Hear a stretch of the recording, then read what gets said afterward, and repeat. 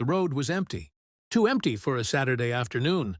My wife drove ahead of me in her car, a black silhouette cutting through the gray. She'd insisted on separate cars, like it was nothing. Casual, practical. Said she wanted to bring gifts.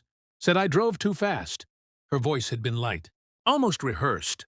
My son sat beside me, knees pulled to his chest, fingers worrying the zipper of his jacket. He'd been quiet for miles, too quiet for a 10-year-old, trapped in a car with nothing but road and radio static. Then he leaned closer, so close I could smell the apple juice on his breath. "Dad," he whispered, like the road itself was listening. "Mom doesn't know I found this." My hands tightened on the wheel. I didn't look at him. "What is it?" I asked. He hesitated. That pause. Children only do that when they know something is wrong but don't yet understand how wrong. He slid his backpack open and pulled out a phone. Not his, not mine. Black case. Cracked corner. Notifications lighting up the screen like a pulse. My wife's name wasn't on it, but her laugh echoed in my head anyway. I kept driving.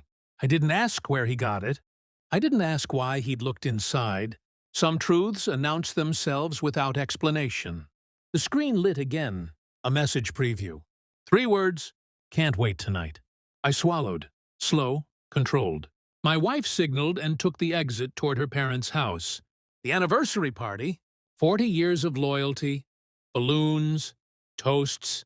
A lie dressed up as tradition. I followed. The house was already alive when we arrived. Music drifting through open windows. Laughter. Glasses clinking. My wife kissed my cheek before stepping out of her car. Her smile didn't reach her eyes. It never had. I'd just been trained not to notice. I watched her walk inside without us. My son stayed frozen in his seat. "You didn't do anything wrong," I said. He nodded, but his eyes were wet. That night, after the cake was cut and the speeches applauded, after my wife disappeared twice to take calls, I sat alone in the guest room and turned the phone on. Messages, photos, dates, months. Not one mistake. A pattern. Hotel receipts saved as screenshots. A contact saved under a woman's name that wasn't real.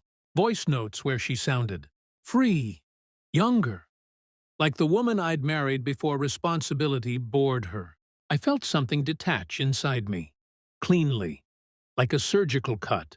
I didn't cry. I didn't rage. I planned. Over the next week, I moved like a ghost through my own life. I smiled when required. I listened. I watched. Phone records confirmed it. Locations matched. The truth tightened into something solid. Something usable. She thought she was careful. She wasn't counting on a child who loved his father enough to tell the truth, or a man patient enough to wait. I folded the evidence into an envelope and placed it in my desk drawer. I wasn't ready yet. Some endings need timing. The anniversary dinner ended with applause. 40 years of vows celebrated under warm lights and forced smiles. I watched my wife clap for her parents, tears in her eyes. Real tears. She was good at that. Always had been. On the drive home, she hummed. Relaxed. Victorious. I waited until our son was asleep. Then I placed the envelope on the kitchen table. No drama. No raised voice. Just paper. She noticed it immediately. Her humming stopped mid-note. "What's that?" she asked. I poured myself a glass of water. Took a sip. Let the silence stretch until it started to hurt. "You left your other phone where our son could find it," I said. Her face drained slowly, like someone pulling a plug. "I made copies," I continued. Messages, photos, locations, hotels, dates. I finally looked at her. "Do you want to tell me his real name or should I?" She didn't open the envelope. Didn't need to.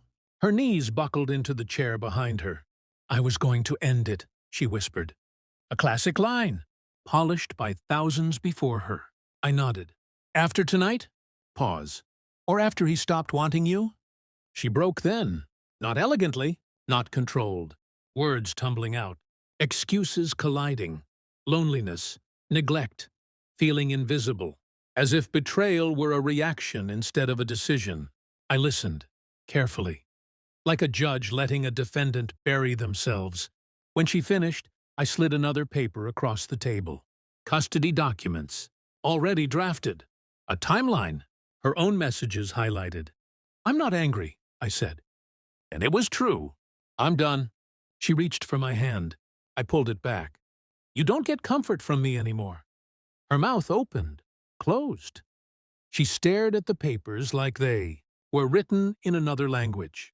"I've already spoken to a lawyer," I added. "And his wife." That landed. She stood so fast the chair fell backward. "You wouldn't—" "I already did." Silence swallowed the room. The man she risked everything for had lost everything in a single afternoon. Job, marriage, reputation. I made sure of that. Not out of spite, out of symmetry. My wife sank to the floor, sobbing. Real this time. I felt nothing. Weeks later, I moved into a smaller place across town. My son's room was the first thing I set up. He never asked questions. He didn't need to. Children know when truth wins. On the night the divorce finalized, I stood alone on the balcony and watched the city breathe below me. Lights flickering, lives colliding, secrets forming. I thought about the man I was before that drive. The man who trusted. The man who didn't look too closely. He didn't survive. But something stronger did. And I've learned this. The most devastating revenge isn't loud. It's walking away with the truth and never looking back.